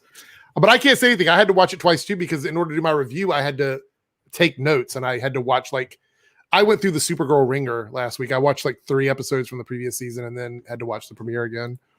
Wait, that's the same one. Yeah, Naruto. There was another super chat here, I thought, or was there one ahead of his? No, I think I got it. I think we're good. Oh, it was the impression of me. That's what I was saying. So people are still shouting out names here. Eric versus Chris. I like Chris Stuckman, so I wouldn't argue with him. Do you like?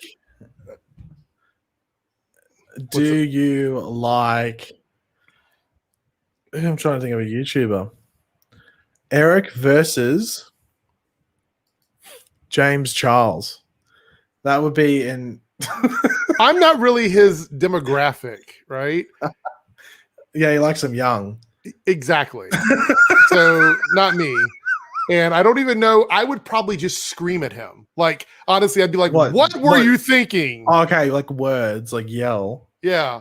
Not scream as in do you think the rest of the world is stupid? That's how it would probably go. Eric versus Married to the Real. Married to the Real are nice. There are a couple that reviews shows. I don't think that I would have an issue. After Party with Andrew Kreisberg. What's happened to him? What is he even doing now? He still gets paid for the Flash. No, but I mean, he's not involved with anything in production, right? It wouldn't surprise me too much if he does stuff behind the scenes, but not has his name or anything. Right. Interesting. That's usually what happens when Ben versus PewDiePie. Oh my goodness, that would be Logan Paul. I don't know. I don't really watch Logan or Jake Paul, honestly. Eric's favorite song for a while was associated with Jake Paul. It's Every Day, Bro. He did sing that a lot of times before we did After Party 1.0. Did I though? Well, yeah. Eric versus Positive Eric. Go watch my Batwoman review from last week. Eric versus Nadria Tucker. What I mean, other than what she said, isn't that the writer from Superman and Lois or whatever? Yeah. I mean, she has that one story. I don't know what I would argue with her about. Nerdrotic. You guys are literally just like, let me go to the Geeks and Gamers page and pull names from that page. That's all you guys are doing at this point. Eric versus Tyrone Magnus. I think this is actually better when you do what you do at Space Fluff. Space Fluff is in your After Party with Enter Name because it rolls off the tongue better. This week on the After Party, we are joined by Meghan Markle. B. Allen Hart, Eric versus Jessica Parker Kennedy. Could I just verse Nora? Like not the actress herself, but just the character of Nora. That would be funny. Let's see. Where's another one? We'll do a couple more of these. I think these are pretty funny. Blind Wave.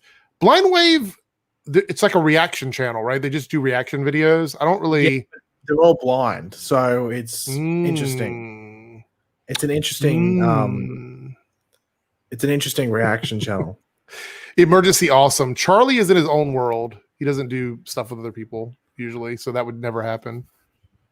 War Stew. You can get some of that from classic videos. Come back and watch some of the classic videos. Would you do a diss track rap battle off with War Stew? With him? Yeah. Or like against him?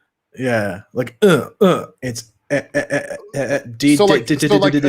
Like a diss track, basically, is what you're saying, right? Yeah, pretty much. I don't know. His would be very interesting, wouldn't it? I mean, yeah. Like to be honest, you could do like a 8 Mile sort of like lose yourself. You go like, look, if you had one stream, one clickbait video. Right, to monetize anything you ever wanted in one donation, would you record it? So are you ready for a fun? Are you ready for a fun fact? Are you ready for a fun fact? It's not a flash fact; it's a fun fact. Oh yeah, go. So, in high school, do you have these there where they do like high school talent shows? Do you have those in your? I'm going to say High School Musical. No, like talent competitions where you can like dance or play music or whatever. Not really. Okay. I think they're very popular here in the United States. I've noticed based off pop culture. Napoleon Dynamite, right? I mean, that's the one that. That was for class president. Yeah, I know, but still, you get to see the idea of them. Yeah, general thing, but not the same, Eric. Right. I'm giving you an idea of what you should be thinking about when you're looking at these. It's like up on a stage. No, you should have used The Simpsons as the example, and then the guy comes out and sings "My Ding-a-ling." Oh, yeah, that one. I want you to play with my ding-a-ling. My 4 years in high school, I won every single talent show my entire run of high school from writing rap. Oh. Yeah. Oh. What, beatbox involved as well? No, like literally writing and producing songs that I was doing in high school at the time. So I was literally anyone that went up against me, like after the first couple of years that I won, they were like, we do not want to actually go up against them or whatever. I actually went to the rival school because they did a year where we like versed the rival high school because we had one other high school in the town that I was in. And they had to vote on who from our school would go over to represent over there to do like a talent to win and take the title there. And then we did the same thing, at our school for them or whatever. And it was like almost overwhelmingly me to go over there. And I went over there and it came down to like me and another like dance crew or something from that school. What was funny about that? This sounds like the plot of like a late 90s, early 2000s. It could. Well, I graduated in 1995, so it is sort of like along the lines or whatever. But it came down to me and the dance crew or whatever, and I was robbed because the passing vote was the school principal, and of course he voted for the group that came from their school or whatever. But it was a tie. until he got to pass the vote. So I So this, technically so feel you're like what I'm you're still showing up. saying is that this is a bit of a you got served meets 8 Mile, Eric biopic. What I'm saying is that I may be much older than a lot of people, but if it comes to a diss battle rapping, I would destroy whoever I am up against. That is what I'm saying. Okay, I literally write music for a living. So good luck. Do you want me to tell you a story? This has nothing to do with a talent competition or anything. It's just a funny story. Yes, go ahead. Tell a story. Okay, so I used to do cadets at school, which is like army cadets. I don't know if there's like even an equivalent in America. It's not scouts. Like scouts is different because we have that in Australia as well. Oh, look, Ben's in the chat, by the way. So, so I'm at cadet camp. I'm in like year 10 or 11. So I'm like 16 or 17. And this is like a blood year. So I didn't have to do anything. Okay. So I'm just hanging with two of my mates there. And one of our like, people that we hang out with had gone to get dinner or something like that. And we've put this big rock in the fire pit and lit it on fire. So we're just heating up this big fat rock. It's like molten lava. That doesn't sound very safe, by the way, but go ahead. Oh, we used to throw like cans of cheese into the fire and that explodes, like run away from the shrapnel. Molten cheese. Anyway, so we've got molten rock in the fire, and he's gone into his tent and he's getting changed, and then we open up and chuck this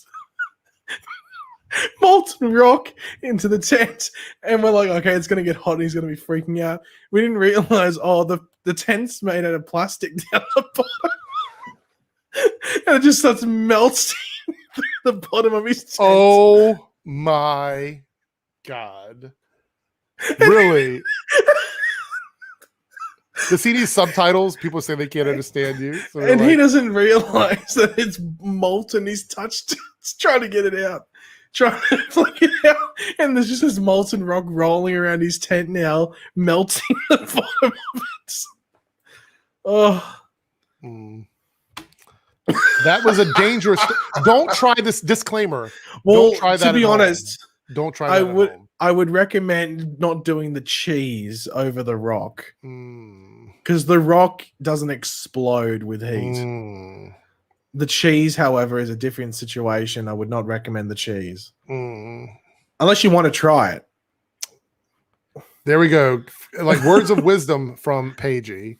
So Alex Alexander with a $5 super chat, Todd Helbing or Boba Talks. We've done, like, you guys don't remember, if you go back to like the early like crossover stuff, like the first year that we were doing this, we did streams together with Boba.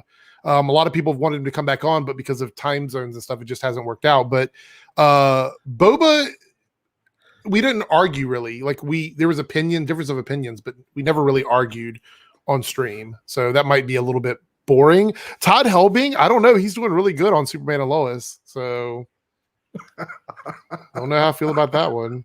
Maybe we could chuck a hot rock in his tent or something. Look, cheese whiz grenades. Cheese whiz grenades there. So that's it was almost like in the shape of a can of tuna. But it's cheese in there. So just imagine that getting extremely hot and the cheese bubbling and just sort of explodes. Sounds delicious. It sounds like it's gonna burn. You know what that reminds me of? Have you ever seen the videos on YouTube where they where the volcanoes like erupting and they put stuff on it to make it blow up, like cans of like tomato sauce and stuff like that? It's pretty funny. See, Eric send a rap battle to diss Eminem. I'm not dissing professional rappers. Hold on, I've got lyrics here to a potential song, and I wonder if you can actually read them out. I'm not going to read them out because I know they're going to be awful. Hold on. Shut up. Hold on. Okay. Good night, Ben, who came in to tell us that he was doing university stuff. Okay. Are you ready? No. Are you sure? I'm sure I'm not ready. Absolutely. You might be ready though. No. Are you literally writing them right now? Is that what you're doing? No. You're copy and pasting something from another song, and it's probably WAP, isn't it? Maybe. Hold yeah, on. I'm not doing that. No, you'll be able to do it. It's all good. Don't worry. Hold on. Answer a question in the chat, and then we'll do it. Yeah, you're taking forever with that. No, just answer a question from the chat, and we'll do it. Let's see, Tom here. Would you like me to add the rap to the? Oh, you know what? I wonder if I could play that video. I think I could play a video here. Let's see. Sounds video high-tech. file. Let me see. Wait, where did I put it? I don't know where I put it at. Is it on YouTube? Oh, here it goes. Yeah.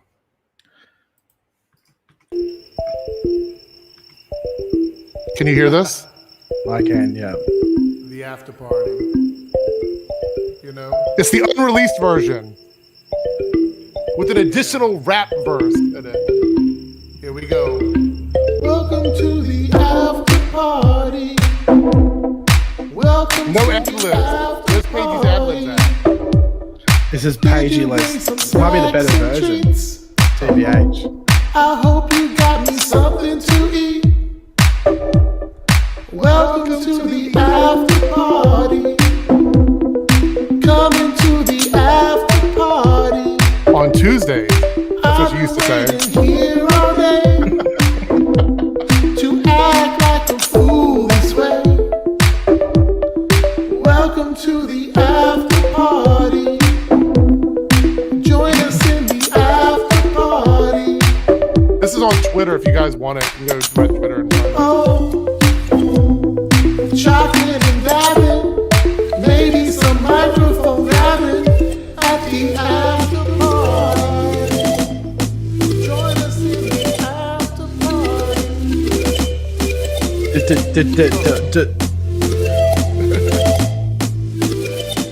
Demonetized remix. Reloaded, exploded, demoted, Demonetized each week, not promoted. No capping, all real knee Knee slapping. slapping, come to the after party. You know what's happening. Too edgy, shocking, and provocative. Something I say will likely be shocking. Pages thick to derail the space. Always off topic, no time to waste. Skip that part, never it's high art.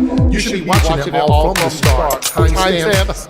Who needs them? The full after party is what you're feeding. Promise you'll laugh or get upset. What ship you like, I'll hate it, that's bet. I promise you'll want to scream at the screen. I nitpick everything that's obscene. I got bars for days and days. I'm amazed I slayed on the track today. The after party is the best full shade. All the other live streams are drinking haterade. Be mad, be sad, or be glad. Bad jokes are good, you rather it's all bad. Making videos of what we love. Even when I get suppressed, I rise above. The after party is the truth, no spoof. All the other shows should give up, it's no use. I'll end this track on a high note, folks. Just saying goodbye without the dad jokes. After party. There we go. Did you get my DM, Eric, with some certain lyrics? No. You can put the lyrics up on screen, or you can do the freestyle rap if that's not freestyle yourself. It's if I'm reading it, it's not freestyle. Wait, hold on. Wait. What is this? What is this? Did you make this up? Yeah. This is like is it like in the style of Eminem? Yeah, it's in the style of Lose Yourself. Look, if you had one stream or one clickbait video to monetize anything, No, you bring ever up the want- lyrics on screen. Bring up on screen. Everyone can sing along. Oh, okay. Well, I can share it. The song should come back. Well, if you want it, go to my Twitter. It's there. All right, let's see. This is Paigey's contribution to the rap stuff. So here, you guys take these lyrics because I can't play the music here, obviously, and read this over the Eminem song. Well, hold on. I can do that. Opinions are edgy, points weak, rants are heavy. There's rage in his face already. Iris West Allen, he's nervous, but on the surface he looks angry and edgy. To drop thoughts, but he keeps on forgetting on what he's noted down. The whole plan is going down. He opens his mouth, but the compliments won't come out. He's talking how everybody's twerking now. The 10 minutes are up, time's up, mid rolls for now. Imagine that with the beat. We need an Eric with Should the chorus and everything. I want the chat to know, should I, because I can put it up on Twitter. If you guys want me to record these lyrics over the beats from the song, then let me know. Like, let me know here. Let me know on Twitter. I will record it later and put it together. And I'll even get in front of the microphone to start like doing like Eminem or whatever. That would be funny. That would be hilarious, actually. There we go. All right, guys. That's pretty much it. I think we have exhausted everything we can for this after party. I think the interesting thing is, how does Eric do the chorus of it? Well, you will have to like actually come up with a chorus, I guess. That'll make a lot of sense there. So putting the song on Spotify, if you're talking about the after party, should I upload it to SoundCloud? I think I could probably do that for free. Put it up on SoundCloud, and then I can link it to my. So here's the thing: I will upload it to SoundCloud, that version, and the version with Paigey. I'll put both of them on SoundCloud, and then I will put the links up in this video, like in the info box. So check back here in the next few hours, and you can download them both from SoundCloud. I think that's probably the easiest way to do it. Tom, do you want me to add the rap to the intro or not? Do not, because I'm going to remix the entire song. And we're going to do something different for after party, the next after party. So anyway, I don't even know how we got here. Like, I'm like, how did we reach this point in the after party? How did Ray Fisher turn into Lose Yourself Eric Edition? Not you know totally that game sure. where people go on Wikipedia and they choose one random thing and they have to try and connect it to another thing in like 30 seconds? That's what we did today in about 30 minutes. From Someone Ray said Fisher to that. Missed a super chat. Where is it at? Let me go back up. Oh, from Lone Wolf, Eric versus Angry Joe over Superman and Lois. Was he not liking it anymore? I thought he liked it. I guess maybe he doesn't anymore. No, so I don't ever want to like change someone's opinion of like if you have an opinion of something, that's your own opinion. I'm not gonna. Oh, that's what it was. It went from Ray Fisher to naming guests on the after party to rapping. Honestly, that's a good title. Yeah. Staggervore, will you review Naomi? Yeah, anything that's on the CW that's related to DC, I will at least give it a few reviews before I make up my mind. But I have a feeling that Naomi's going to be good. So we went from Ray Fisher to name dropping potential guests to talent time with Eric to hot rock in a tent to rapping. Oh, nice little progression there, I have to say. So. All right, we're out of here. Check back later for the links and everything, and we will see you guys in the next after party. Take care. Bye.